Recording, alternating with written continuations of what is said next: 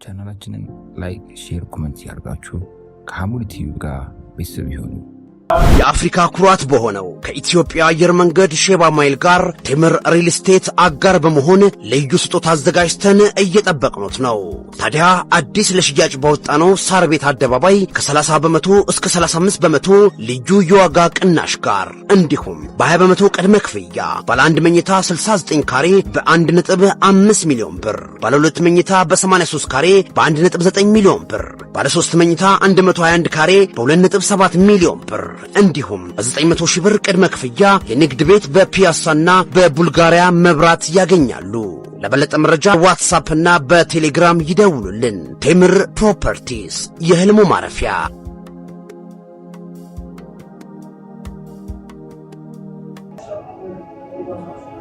አንድ ቀን ረሱል ሰለላሁ ዐለይሂ ወሰለም ወደ ኢስራና ሚዕራጅ ጉዞ አደረጉ። ያ ኢስራና ሚዕራጅ ጉዞ ያደረጉበት በአንድ ሌሊት ነው። እንደውም አንዳንድ ዘገባዎች የተኙበት ቦታ ምን ሳይል ሲመለሱ ሳይቀዘቅዝ ነው። ያ ማለት አላህን ገይብ ለሚያምን የነቢዩ አለይሂ ሰላቱ ወሰለም ሪሳላን ለሚቀበል ካልሆነ በስተቀር ሰዎች ዘንድ የራቀ ነው። ምክንያቱም ቤተል መቅዲስ ብቻ ከሱብሃነላዚ አስራ አብድ ምንድነው ሱብሃነላዚ አስራ ምን ይል ከዛ ሱብሃነላዚ አስራ ምን ቢአብዲህ ለይለን ሚነል መስጂዲል ሐራም ኢለል መስጂዲል አቅሳ አለዚ ባረክና ብሎ አላህ የገለጸው ያ ባሪያውን በሌሊት ያስጓዘ ጌታ ጥራት ይገባው። ከየት ከሐረም ወደ ቤተል መቅዲስ፣ ከሐረም ወደ ቤተል መቅዲስ በወቅቱ በነበረው አካሄድ 1 ወር መሄጃ ነው፣ 1 ወር መመለሻ ነው። አጠቃላይ ስንት ይፈጃል? 2 ወር ይፈጃል። በሐዲስ ደግሞ ከአንድ ሰማይ ወደ አንድ ሰማይ ስንት ዓመት ያስኬዳል? 500 ዓመት። ቲክነሱ ውፍረቱ ብቻ 500 ዓመት ይላሉ። 7ቱ ሰማያት በ500 ብቻ ቢሆን 3500 ዓመታት ማለት ነው። ስለዚህ ከሰዎች አእምሮ የራቀ ነው በአላህ ካላመነ አንድ ሰው። ነብዩ ሰለላሁ ዐለይሂ ወሰለም አቡ ጀህል ሁሌ ዛሬ መሐመድ ምን አለ ይላቸዋል፣ ሁሌ ያላግጥባቸዋል። ዛሬማ እንደው ይግረምህ እኔ እኮ ቤተል መቅዲስ እኮ ደርሼ መጣሁ። አቡ ጀህል ድንግጥ አለ። እውነት መሐመድ አሁን ይሄንን ሰዎችን ሰብስቤ አውራ ብለህ ትናገረዋለህ? አዎ እናገራለሁ። አቡ ጀህል አስቀድሞ የረሱል አለይሂ ሰላቱ ወሰላም ጓደኛ የተባሉ ሰዎች ጋር ሹብሃ መጣል ጀመረ። እንዲጠራጠሯቸው የማድረግ ስራ ሰራ። ሄደና አቡበከር ጋር ሌሎችም ጋር ሄደ። ዛሬ ደግሞ ያ ጓደኛ ሚል ሰማዋል። ምን አለ ደግሞ ቤተል መቅዲስ እኮ ደርሼ መጣሁ እያለ ነው ዛሬ ሌሊት። እውነት እሳቸው ነው ያሉ? አዎ እሳቸው ካሉማ እውነት ነው አለ አቡበከር ሲዲቅ። እንኳን ይሄንን አይደለም በየጊዜው ይወርድልኛል የሚለውን የቁርአን አንቀጽ እውነት ነው ብዬ እየተቀበልኩ አይደል ወይ ሲሉ አቡበከር ሲዲቅ ሚል ስያሜ የተሰጣቸው ለአቡበከር የዛኔ ነው ሲዲቅ። ነብዩ ሰለላሁ ዐለይሂ ወሰለም ያን ስም አረጋግጠውላቸዋል። ጀበለ እሁድ ላይ በወጡ ጊዜ ጀበለ እሁድ ተርገፈገፈ ማለት ተንቀጠቀጠ ይላሉ ዑለማዎቹ ሲያብራሩ፣ በደስታ የተነሳ ነው ይላል። ነብዩ ሰለላሁ ዐለይሂ ወሰለም እስቡት እሁድ አሉ። እስቡት እሁድ ወይ ተረጋጋ፣ ፈኢነ ዐለይከ ነቢዩን በአንተ ላይ ነብይ አለበት፣ ወስዲቅ ስዲቅም አለበት አሉ አቡበከር። እንደዚህም 2 ሸሂዶች አሉ ማለት ዑስማንና ዑመር አንተ ላይ ያሉ። ነብዩ ሰለላሁ ዐለይሂ ወሰለም ዑስማንና ዑመር ሸሂዶ ነው በሰዎች እንደሚሞቱ እየተናገሩ ነው። ገና እኮ ይሄ አላህ ያሳወቃቸው ነው። ስለዚህ ስዲቅ እውነተኝነት እውነትን እውነት ያለ ያረጋገጡ ወህወ ሳዲቁል መስዱቅ ነብዩ ሰለላሁ ዐለይሂ ወሰለም እውነት ያሉ እውነት የተነገራቸው እውነተኛ በመባልም ይገለጻሉ። ስለዚህ እውነትን መያዝ በዚህ ወቅት ላይ ትልቅ ፈተና ነው፣ ከባድ ነው። እውነት ላይ መጽናት ከባድ ነው። ዛሬ ሰው ውሸትን ዋሽቶ ለዛ ውሸቱ ለማስተባበል ራሱ ሌላ ውሸት ይወልዳል። ይሄ እንዲህ ነው ብሎ ሌላ ውሸት ይወልዳል። ውሸት ከባድ ነው። ብዙ መዘዝ ብዙ ወንጀል ያመጣል። ስለዚህ የሐዲስ ምንድነው? እውነት ላይ የጸና ሰው የህዲ ኢለል ቢር ወደ መልካም ነገር ይመራዋል። ወኢነል ቢር የህዲ ኢለል ጀና ወደ ጀነት ያ አላህ። የጀነት መንገድ አንዱ እውነተኝነት ነው። በእውነት ላይ መጽናት ነው። በሐቅ ላይ መጽናት ነው። የፈለገ ነገር ቢኖር እውነትን ሐቅን እንጂ ከሐቅ ውጪ አለመናገር ነው። ወኢነ ረጁለ ለየስዱቁ ሐታ ዩክተበ ዐንደላህ ስዲቃ። እንግዲህ አንተ በእውነት ላይ የምትዘወትርና እውነት የምትል ከሆነ አላህ ዘንድ እውነተኛው ተብሎ ሰማይ ቤት መጻፉ ይሄ ማዕረግ ነው፣ ትልቅ ስጦታ ነው። በተቃራኒው ወኢነል ከዚበ ውሸት ደግሞ የህዲ ኢለል ፉጁር ወደ ፉጁር ወደ አመጾች ወደ ወንጀሎች ይመራል። ወኢነል ፉጁረ የህዲ ኢለናር ፉጁር ደግሞ ወዴት ነው የሚመራው? ወደ ጀሃነም ነው የሚመራው። አንድ ሰው አልፉጁር ማለት አልአዕማሉ ሰይአ ይሉታል፣ መጥፎ ስራ ይሉታል። ስለዚህ አንድ ሰው ውሸት ላይ የሚዘወትር ከሆነ ውሸትን የሚያዳብርና በውሸት ላይ የሚቆይ ከሆነ ውሸት መገለጫው ከሆነ አላህ ዘንድ ውሸታም ተብሎ ይጻፍለታል። ዛሬ ውሸት በተለያየ መንገድ እንደቀላል አንዷ ሰሐቢ ነብዩ ሰለላሁ ዐለይሂ ወሰለም ዘንድ ቁጭ ብላ ልጇ እና ተምር ልስጥ አለችው። ይዘሻል አላት። አዋል ባትይ ኖሮ አንድ ውሸት ተብሎ ይጻፍ ነበር። እስቲ እኔ አንተስ እኛስ ሕፃን ልጆችን ና እንካልስጥ ምንለው ስንት ነገር አለ። ምንም ነገር ሳንይዝ ቡኻሪ ምን አደረጉ ይባላል መሰላችሁ? ኢማም ቡኻሪ እንግዲህ እንደምታውቁት ሰሒህ አልቡኻሪ ማለት ሐዲስን እንግዲህ ከቁርአን ቀጥሎ በጣም በቃ በትክክለኛ መዛግብት የተዘገበ ልንቀበለው ምንም ሳንቀማማ ልንቀበለው የምንችል ዘገባ ቢኖር ምንድነው? አንዱ ቡኻሪ ነው አይደል? ኢማም ቡኻሪ ረህመቱላሂ ዐለይሂ ሐዲሶችን ለመልቀም ብዙ ቦታዎች ይሄዱ ነበር። የነብዩ ሰለላሁ ዐለይሂ ወሰለም ሐዲስ እና አንድ ሰው ጋር ሲሄዱ ያ ሰው የሆነ ፈረሱን ወይ ግመሉን ነገር ለመያዝ ምን ያደርጋል? በሰፌድ ነገር እንደዚህ ስንዴ ነገር የሚበላ እህል ያለ ነገር አስመስሎ ይጠራል። እንዲህ ይላል። ከዛ ቡኻሪ ከሱ ሐዲስ አለ ተብሎ ነው የሄዱት። ምን እየሰራህ ነው አሉት። አይ ፈረሱን ልይዝ፣ እቺ ምንም ባታቅ እንስሳ አታለህ ለመያዝ እየሞከርክ እንደሆነ እያየው እንዴት ነው ከአንተ ትክክለኛ ሐዲስ ይገኛል ብዬ ማስበው ብሎ ሳይቀበሉ የመጡበት ቦታ ሩቅ ነው እኮ ተመልሶ ሄዱ ይባላል። ይሄን ያህል ጥንቃቄ ያደርጉ ነበር ቡኻሪ ረህመቱላሂ ዐለይሂ። መሐመድ ቢን እስማኤል ይባላሉ። ቡኻሪ ማለት እንግዲህ ለነብዩ ሰለላሁ ዐለይሂ ወሰለም ሐዲስ በጣም መስዋዕት የከፈሉ ናቸው። ሐዲስ አንዱ ደዒፍ ምናምን ከሚሆንበት ምንድነው እከሌ ያለበት ይባላል። ያ ሰው አታላይ ከሆነ አጭበርባሪ ከሆነ ውሸታም ከሆነ በሆነ ነገር የሚገለጽ ከሆነ ሰነዱ ላይ የሱ ስም ከተጠቀሰ ሐዲሱ በዛ ሊጣል ይችላል። ቡኻሪ ደግሞ ይሄ እንዳይሆን ብዙ መስዋዕት እናትየው 1000 ዲናር ሰጣቸው የነብዩን ሐዲስ እንዲማሩ እንዲሰበስቡ አበረታታ። 1000 ዲናር ሰጣቸው። መንገድ ወጡ። ጀልባ ላይ ወይ መርከብ ላይ ተሳፍረው አንድ ሰው አጠገባቸው ቁጭ አለና እያወሩ ከየት መጣ? እኔ ቡኻራ ከሚባለው አካባቢ ነው። እናቴ እንግዲህ 1000 ዲናር ሰጠኝ። ዲናር ማለት የወርቅ ገንዘብ ነው። የነብዩን አለይሂ ሰላቱ ወሰላም ሐዲስ ልሰበሰብ ብለው ታሪክ ጀመሩለት። ሰውየው ትንሽ እንደቆየ መበጥበጥ ጀመረ። ሁሉም ይፈተሽልኝ 1000 ዲናር ጠፍቶኛል። ቡኻሪ ሲገቡ ያስመዘገቡት የለም። ከዛ ሲበጠብጥ ሲፈተሽ ተብሎ ሲፈተሽ 1000 ዲናሩ የለም። ቡኻሪ ጋር መጣና እንዲህ ብሎ የት ወሰድከው አላቸው። ባህር ውስጥ ከተትኩት አሉ። ባህር ውስጥ? አዎ። 1000 ዲናር ሙሉ? አዎ። ለምን? የነብዩን ሐዲስ ልሰበስብ ነው የመጣሁት ብያለሁ። ስለዚህ የነብዩ ሐዲስ ላይ ደግሞ እንከን እንዲፈጠር በሆነ ሰዓት መሐመድ ቢን እስማኤል የሰው 1000 ዲናር ያልወሰዱት ማለት ወስደዋል ተብሎ ስሜ ጠፍቶ ሐዲሱ ላይ ችግር እንዲፈጠር አልፈልግም። ሐዲስ ልሰበስብ ነው የመጣሁት ብዬ ስሜ ባለው ነገር ሊነሳ አልፈልግም። ሐዲሴ ላይ የምሰበስበው ሐዲስ ላይ ምን እንዳይሆንብኝ እንከን እንዳይፈጥርብኝ። ይሄን ያህል ጥንቁቅ ሆነዋል። ዛሬ የሰው ገንዘብ በውሸት የሚወስዶስ ውሸትን ለማለት ውሸት እንግዲህ ከተፈቀደ በሶስት አይነት መንገድ ይፈቀዳል። ይሄን ያሱ በሶስት አይነት መንገድ። አንደኛው ጦር መሪ ከሆነ ነብዩ ሰለላሁ ዐለይሂ ወሰለም በምስራቅ ሄዶ ከሆነ ወዴት ይላል? ወደ ምዕራብ ነው የምንሄደው ይላሉ። ለምን? አሁን ውሸት ነው አይደል? ወደ ምዕራብ ነው የምንሄደው ማለት እዛ ላይ ሰላይ ይኖራል። ስለዚህ ወደ ምዕራብ ነው ሲሉ ለሰላዩ ቶሎ ብሎ ወጥቶ ሄደው ወደ ምዕራብ እየሄዱ ይላል። እነሳቸው ቤት ሄደዋል፣ ወደ ምስራቅ ሄደዋል። ስለዚህ ጦር ነው እዚህ ላይ ይቻላል። ሁለተኛው ሰዎችን ለማስታረቅ አንተ ያስብልሃል ይወድሃል እንዲህ ነው ብለህ ለማስታረቅ ወንድማማችነታቸውን እንዲጠናከር በሙስሊሞች ማለት ያንን ለማድረግ ማዋሸት ተብሎ። ዛሬ ግን አላህ ይዘንልን ዋሽቶ ሰው ያጣላል። ሰው ዋሽቶ ያጣላል። ሶስተኛው ባልና ሚስት ለባሏ ባል ለሚስቱ እንደው ያለለውን መልካ ብታደንቀው እንደዚህ አንቺ እኮ እንዲህ ነሽ ምናምን ጨረቃ የመሰልሽ ነህ እያለ ቢናገር እሷን ብትናገር ምን ብትል ችግር የለም። አንዱ ጨረቃ የመሰልሽ ነሽ ምናምን እንደዚህ ባልና ሚስት ፍቅር ሲለዋወጡ ተመለከተና አንደኛው ምንም ለሚስቱ ፍቅር ሰጥቶ አያውቅም። ሁለት ባልና ሚስት ይወዳደሳሉ። በፍቅር ስም እየጠራት ያን ጨረቃ ይሻው ልክ እሱን እኮ የምትመስለው አይደላው በቃ አለች። እሷም ታወድሷል። ይሄ ፍቅር ማያውቀው አወድሶ ማያውቀው ማለት ነው። ከእንደዚህ ነው እንደሚባለው አለና ይባላል። ቤቱ ገባ ይባላል። ገና ቤቱ ጋር ሲደርስ አጠራሩ በር ከፈተና አቺ ነይ አላት። በጭዋት ምንድነው አለች። ነይ ውጪ አንዴ። እሺ ብላ ወጣች። እሱ ያን የሰማው ሌላት ነው። ያን ጨረቃ ይታይሻል አላት። እናውር መሰልኩ አለችው። እሷ አዎ ስትለው ምን ሊል ነው? እሱን ልትመሲ ነው እሱን ትመስያለሽ ሊላት ነው። እሷ ግን መልሱን አበላሸችው። በምን መጀመሪያ የለም ግንኙነት ባንዴ የሆነ አለማምደ ካልሆነ በአንድ ጊዜ የሆነ ነገር አደርጋለሁ ያልለመደ ነገር አመጣለሁ ብትል አይሆንም።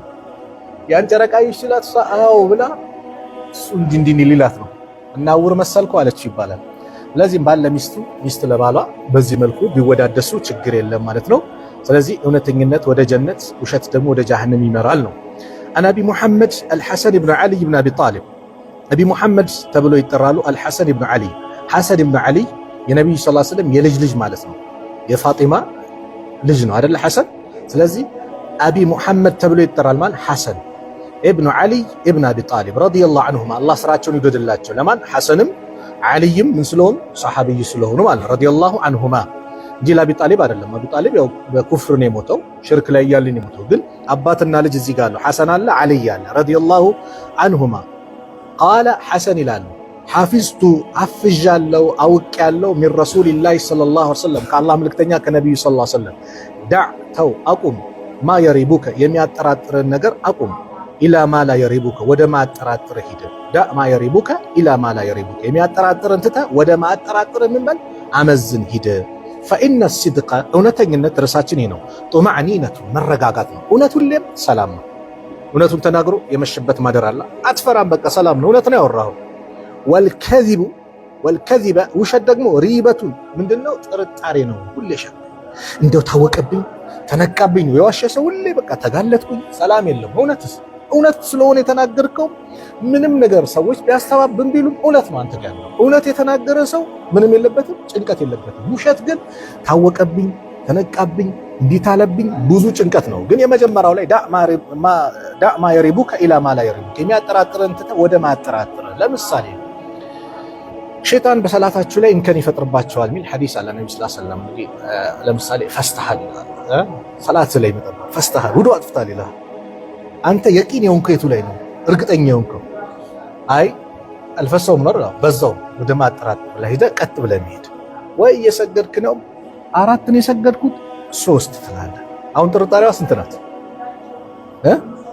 አራት ነው አይደል አራት ነው አራተኛው ረካ ላይ ነኝ ስትል ሶስቱ ምንድነው እርግጥ ነው ማለት ነው ስለዚህ የቱን ትይዛለህ ሶስቱን ትይዝና አራተኛውን ትሰግድና ሰግደ ተሳህው ትወርዳለህ ማለት ነው ግልጽ ነው አይደለ ሶስቱ እርግጥ ነህ አራተኛው ነኝ አምስተኛው ነኝ ወይስ አራተኛው ካለ አምስተኛው ሰላት የለም ማለት ረካ የለም ስለዚህ አራተኛው ምንድነው እርግጠኛ ነህ ትቀመጣለህ ማለት ነው ስለዚህ የሚያጠራጥርን ትተህ ወዴት ትይዛለህ ወደ ማያጠራጥር ይሄ በዒባዳ ላይ በተለያየ ስለዚህ ሁልጊዜ ማጠራጣሪ ነገሮች ሐራም ይሁን ሐላሎች ግልጽ ናቸው ሐራሞች ግልጽ ናቸው ወበይነሁማ ኡሙሩን ሙሽተቢሃት በመካከላቸው ደግሞ የሚያጠራጥሩ ነገሮች አሉ ያንን መተው መራቅ ዲንህንም ራስህንም ክብርህንም እንደሚያስጠብቅ ሐዲሱ ላይ ምን ብሏል ተገልጿል ማለት ነው ረዋሁ الترمذي ሐዲሱን ኢማሙ الترمذي የዘገቡት ነው وقال حديث حسن صحيح صحيح الجامع ላይም ተጠቅሷል ይላሉ قوله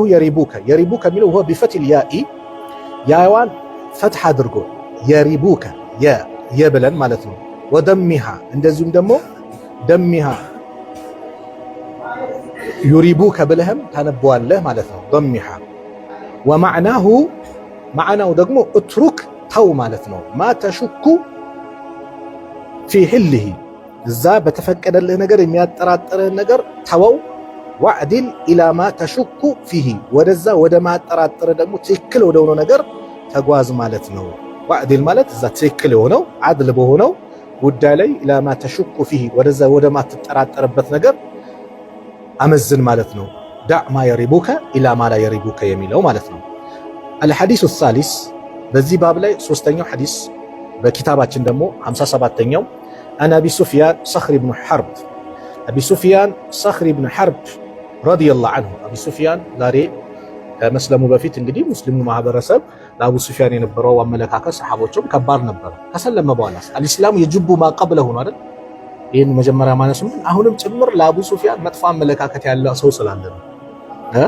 አልእስላሙ የጅቡ ማቀብለው እስልምና ከበስተፊቱ የተሰራውን ወንጀል በአጠቃላይ ያብሳል ተብሏል በቃ ስለዚህ ሙስሊም ከሆነ በኋላ ሙስሊም ነው ሱሐቢይ ነው የምናከብረው የምንወደው ሞላ ሂንድ የሐምዛን ጉበት ያስቆረጠችው ሰው ናታ ነብዩን ሰለላሁ ዐለይሂ ወሰለም እኮ ምንድን ነው የአቡ ሱፊያን ሚስት ናት እንደው ምድር ላይ እንዳንተ ምጠላው እንዳንተ ዲን ምጠላው የለም ማለት አሁን ደግሞ እንዳንተ መወደውና እንዳንተ ዲን መወደው ምድር ላይ ምንም የለም ብላ እስልምናን ተቀብላለች እሱ ነብዩ ሰለላሁ ዐለይሂ ወሰለም ተቀብለዋታል ስለዚህ አቡ ሱፊያንን በዚህ መልኩ ነው እንደ ሙስሊም ልንወደው የሚገባ ሰሐቢይ ነው እዚች ጋር ግን አሁን የመጣው ከመስለሙ በፊት የተጠቀሰ ነው አናቢ ሱፊያን ሰሕር ኢብኑ ሐርብ ረዲየላሁ ዐንሁ ፊ ሐዲስ ጠዊል ፊ ሐዲስ ጠዊል ምን ረጅም የሆነ ቂሳ ያለው ሐዲስ ነው። ረጅም ፊ ሐዲስ ጠዊል ረጅም በሆነው ሐዲስ ማለት ነው።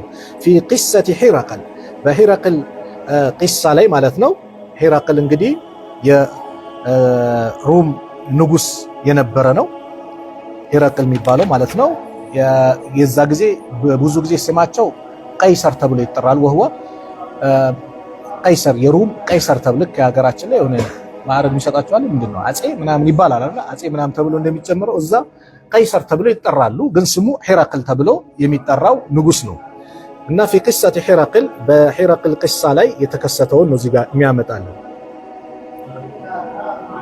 ቃለ ሒረቅል አለ ፈማዛ ያእሙሩኩም በምንድን ነው የሚያዛቸው? ያዕኒ ነቢይ ሰለላሁ ዐለይሂ ወሰለም ማለቱ ምንድን ነው? ነቢዩ ዐለይሂ ሰላቱ ወሰላም በምን ነው የሚያዛቸው አለ። ቃለ አቡ ሱፊያን አለ ቁልቱ አልኩት የቁል እንዲህ ይላል ዕቡዱላህ አላህን ተገዙ፣ ዋህደሁ ብቻውን ተገዙት፣ ላ ቱሽሪኩ ቢሂ ሸይአን በሱ ላይ ቅንጣትም እንዳታጋሩ። ሸይአን የሚለው ነኪራ ናት። ምንም ትንሽ እንኳን ብትሆን ሽርክ የሚባል ነገር እንዳትፈጽሙ ብሎ ያስተምራል። ወትሩኩ ማ የቁሉ አባኡኩም ወትሩኩ ተው አቁሙ ማ የቁሉ የሚሉትን አባኡኩም አባቶቻችሁ የሚሉትን አቁሙ። ሽርክያ ጣዖት አምልኮ የመሳሰሉትን ወለድ መብላት ከዛም ሌሎችም ጸያፍ ነገሮችን አባቶቻችሁ የሚሉትን አቁሙ። መልካም ነገር ከሆነ ነብዩ ሰለላሁ ዐለይሂ ወሰለም ኢነማ ቡኢስቱ ሊዩተሚመ መካሪመል አኽላቅ ከነበረው መልካም ስነ ምግባር ላይ የተጓደሉትን ላሟላ ነው የተላኩት ብለዋል። መልካም የነበረ በጃሂልያ ዘመን የቀጠለ አለ ዲን አልእስላም ከመጣ በኋላ። መጥፎ ነገሮችን ግን አቁሙ ይሉ ብሎ ያስተምር ነበር። ወያእሙሩና ያዘናን ነበር ቢሰላቲ በሰላት ያዘን ነበር። ወሲድቅ ባባችን ጋር ማለ ሸሂደቱ ነው ሲድቅ የሚለው ነው በእውነተኝነት ወለዓፋፊ እንደዚሁም ደግሞ በጥብቅነት ያዘን ነበረ።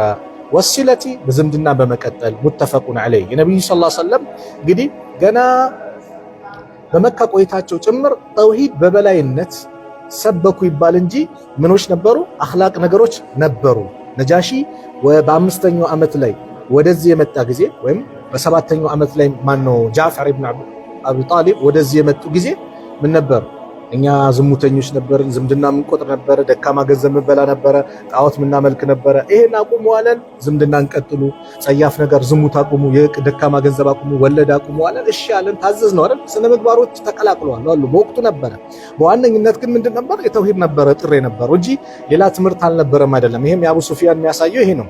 አቡ ሱፊያን እስልምናን ሳይቀበል በፊት ነው እንደውም ለዋሻልኩና ከጀርባ ያሉ ሰዎች እንደው ያልጋልጡኛል እያልኩኝ ቋንቋ የሚችሉ የዛን ጊዜ በቃ እውነቱን ተናገርኳል እንጂ በቃ ምን አስበው ነበረ? ነብዩ ሰለላሁ ዐለይሂ ወሰለም ያላሉትን አሉ። በቃ ሌሎች ነገር ለመቀበጣጠር ፈልጎ ነበር፣ ግን ፈራው ይላል አቡ ሱፊያን። ከዛ በኋላ ይሄማ በጣም ከባድ ነው ብሎ እንደው ነጮች ጭምር እስኪፈሩት ብሎ አቡ ሱፊያን የደነገጠበት። ለምን? ይሄ ነቢያቶች ባህሪ ይሄ ነው። ማን ነው የሚከተለው? ደካሞች ነቢያቶች ደካሞች ነው የሚከተሏቸው፣ አምባገነኖች አይደሉም እያለ ሒረቅል ይናገር ነበርና አቡ ሱፊያን በዛ በወቅቱ በጣም እንዲ ነጮች ጭምር ለሙሐመድ ያላቸው አመለካከት ይሄ ነው እንዴ እንደዚህ ይፈሩታል እንዴ ብሎ ስጋት ጭምር ፈጥሮበት ነበረ። ስለዚህ ይሄ ሐዲስ ጋር የሚያሳየን ምንድነው? ምን ያዛቸዋል ሲባል ያው አላህን በብቸኝነት መገዛት፣ ከዛ በሱ ላይ እንዳታጋሩ፣ አባቶቻቸው የሚሉትን አቁሙ፣ በሰላት ያዘን ነበረ። ርዕሳችን ወሲድቅ በእውነተኝነት ነብዩ ሰለላሁ ዐለይሂ ወሰለም እውነተኝነትን ከመጀመሪያው ጀምሮ ያዙ ነበር። የተላኩበትም ዋና ዓላማ ነው፣ የኖሩበትም ባህሪ ነው። ረሱል ዐለይሂ ሰላቱ ወሰላም ማለት ነው። ግልጽ ነው አይደለ? አራቢ አራተኛው ወይም 58ኛው ሐዲስ አን አቢ ሳቢት ተብሎ ይጠራል። ወቂለ አቢ ሰዒድ ወይም አቢ ሰዒድም ተብሏል። ወቂለ አቢል ወሊድም ተብሏል። ይሄ እንግዲህ ልዩነት ያለው ኩንያው ላይ ነው እንጂ ትክክለኛ የሰሐቢዩ ስም ማን ነው? ሳህል ቢን ሁነይፍ ተብሎ ይጠራል። ወሁወ በድርዩን ሲል ምንድነው? በድር የተካፈለ ማለት ነው። የበድር ጦርነት የተካፈለ ነው። ረዲየላሁ ዐንሁ አነ ነቢይ ሰለላሁ ዐለይሂ ወሰለም ቃል የአላህ መልእክተኛ ነቢዩ ሰለላሁ ዐለይሂ ወሰለም እንዲህ አሉ። መን ሰአለ አላህ ተዓላ ሸሃደተ ቢስድቅን መን ሰአለ አላህን የለመነ የጠየቀ ተዓላ ከፍ ያለውን ጌታ አላህን የጠየቀ ምን አሸሃደተ ቢስድቅን እውነተኛ የሆነ ሸሂድነትን ማለት ነው። እኔ በአላህ መንገድ ጂሃድ ፊ ሰቢልላህ ከመጣ ምን አደርጋለሁ? እሳተፋለሁ። አሸሃደተ ቢስድቅን ማለት በአላህ መንገድ ጂሃድ ፊ ሰቢልላህ ከመጣ እፋለማለሁ ብሎ እውነተኛ ንያ የነየተና አላህን የጠየቀ ማለት ነው። እንደው ሸሂድነትን የጠየቀ በለገሁ አላህ ያደርሰዋል መናዚለ ሹሃዳ የሹሃዳዎችን መናዚል ደረጃ ማለት ነው ያደርሰዋል። ወኢማተ ቢሞት እንኳን አላ ፊራሽሂ ፊራሹ ላይ እዛው ቤቱ ላይ የተኛበት ቦታ ላይ ቢሞት እንኳን ደረጃው የማን ይሆናል? የሹሃዳዎችን ደረጃ አላህ ያደርሰዋል። ትክክለኛ ሸርጡን ያሟላ ጂሃድ ቢመጣ በአላህ መንገድ እሰዋለሁ ፋለማለሁ ብሎ ቢነይትና አላህን ቢጠይቅ ያ ደረጃ እንኳን ባይደርስ የሞተው የት ቢሆን ፍራሹ ላይ ቢሆን አላህ ምን ይሰጠዋል? ያንን ደረጃ ይሰጠዋል። ይኸው መን ሰአለ አላህን የጠየቀ ተዓላ ከፍ ያለውን ጌታ አሸሃደተ ቢስድቅ ሸሃዳነትን ሸሂድነትን ማለት ነው መስዋዕትነትን አሸሃደተ ቢስድቅ መስዋዕትነትን የጠየቀ በለገሁ ላሁ መናዚለ ሹሃዳ አላህ የሹሃዳዎችን መናዚል ደረጃን ያደርሰዋል። መናዚለ ሹሃዳ ማለት ደረጃቲሂም ዒንደላህ አላህ ዘንድ ደረጃው የነሱ ይሆናል ማለት ነው። ወኢማተ አላ ፊራሽሂ የሞተው ፍራሹ ላይ እንኳን ቢሆን ሸሂድነት ቀላል አይደለም። ሹሃዳዎች ደረጃቸው ከፍ ያለ ነው። ደማቸው ሚስክ ሽቶ ነው የሚሸተው። ደማቸው እየፈሰሰ ነው ወደ አላህ የሚሄዱት ነገ የውመል ቂያማ። ግን ምን ይነይታል? የቂን እውነተኝነት በእውነት መልኩ የጠየቀ ሪያ የሌለበት ምን የሌለበት። ኻሊድ ብን ወሊድ በጣም ብዙ ገዝዋ የተሳተፈ ሷሐቢይ ነው። ብዙ ገዝዋዎች ሰውነቱ በቃ ያልቆሳሰለ ቦታ እኮ የለም። የሚያጅበው ግን ኻሊድ የሞተው ፍራሽ ላይ ነው። ሸሂድነትን ወፍቆ በሱ እጅ ብዙ ጠላት ሞተዋል፣ ብዙ ድል ከፍቷል። ኻሊድ ግን የሞተው የት ነው? ጂሃድ ላይ አይደለም፣ ፍራሽ ላይ ነው የሞተው። ደረጃ የለውም ማለት አይደለም። እሱ ምን አለው? ንያው ነበር አይደል? ለመሞት ነው እኮ የገባው። ግን ሲሞት ፍራሽ ላይ ነው የሞተው። እንደ ሌሎች ሰሃቦቹ ደሙ ፈሶ አይደለም የሞተው። ቢሆንም ግን ንያው ስላለው አላህ ያንን አላህ ዘንድ ነው እንግዲህ ያለው ደረጃው። ስለዚህ ሸሂድነትን ይሄ ምንድነው? ሲድቅ ብሏል። ቢሲድቅ ነው። አሁን ይሄ ነው ርዕሳችን። በእውነተኝነት ደረጃ እውነትን አስብ። የእውነት የውሸት ሳይሆን ለማስመሰል ምናምን ሳይሆን የእውነት ከቀልቡ ነይቶ ቢመጣ እኔ አላህን እጠይቀዋለሁ ሸሂድ ለመሆን ብሎ የለመነና አላህን የጠየቀ ወኢማተ አላ ፊራሽሂ እኮ ነው። የዛው ፍራሹ ላይ እናቱ ቤት ላይ እኮ ሊሆን ይችላል። እዛው ቢሞት እንኳን ያ ደረጃን አላህ ይወፍቀዋል።